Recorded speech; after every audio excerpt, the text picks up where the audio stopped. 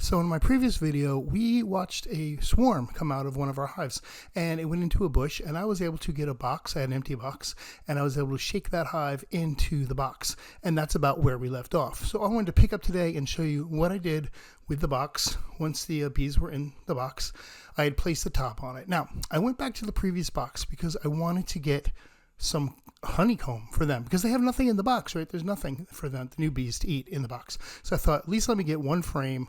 I'll take it out of this box. These bees still have a pretty good amount of honey, even though when the first swarm left, they must have gorged because this box had been full, and I had put a super on top, and now the frames on the side were actually pretty empty, so they must have gone in and really gorged themselves on it. But I took out a frame of honey, I shook off the bees, and I just put a new frame, blank frame in there. They'll fill that up, I'm sure, as a new queen emerges and they get back to the whole process of becoming a hive again, which I'm hoping will happen shortly. And I even put the super back on because I'm like, that box underneath was pretty full, and I'm just going to give them the space because we're starting to have a pollen flow. So I'm putting the top on that. That's the previous hive. That's when they swarmed out of. And here's the new box. Now, the first thing you're going to notice is I had cut some pool noodles and put them on the top because there were so many bees packed in the top.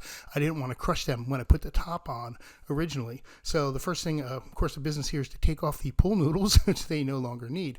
Now, most of the bees have settled into this box, and there are a lot of bees in this box as well. So I thought about it, what I was going to do with the box. Would I just leave it a single box, or would I put a super on that? And when I took out the frame, there were so many bees in this hive, I had to shake them back in, that I decided I'm going to put the super back on. So here I am putting the honeycomb into the box. So now they have at least one thing of honeycomb to eat.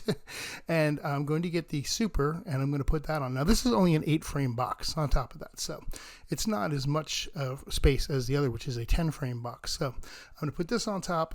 I got my brush here. I'm going to brush off the bees. I'm trying not to crush bees, but you're just going to have that when you have this many bees swarming around and coming out of the box and flying around. But you do my best to try to make sure there's none there when I put it on top and keep the squishing to a minimum.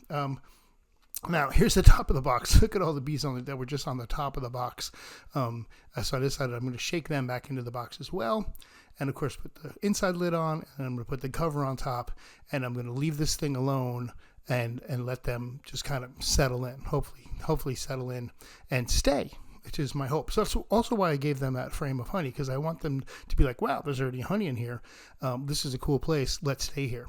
Now, the last thing I did was I grabbed this palm frame and I just laid it on top of the hive because we give them some orientation when they're flying back and forth. I have moved this box from where the tree was, which is actually only a couple of feet to the left there, but I just wanted to give them that orientation, so I put that palm frame there, which the wind knocked off really quickly. Now, here I've let the bees settle back in. This is the next day I come back and I'm going to check it, and what I really wanted to find out was, what are these bees bringing back into the hive? Are they bringing any pollen?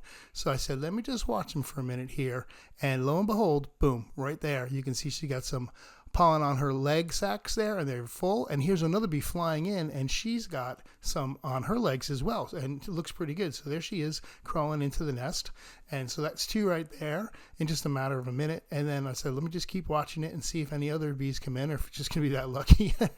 And also, you can see I have a hummingbird feeder down there where I have some 1-to-1 sugar water in there, so they're eating that as well. And here you go, here's another bee coming in with some pollen on her legs. And so now I was feeling really good that these bees are going, if they're going out and they're getting pollen and they're bringing it back, they're not going to want to bring a bunch of stuff in just to leave, right? So I have a really good feeling they're going to stick around.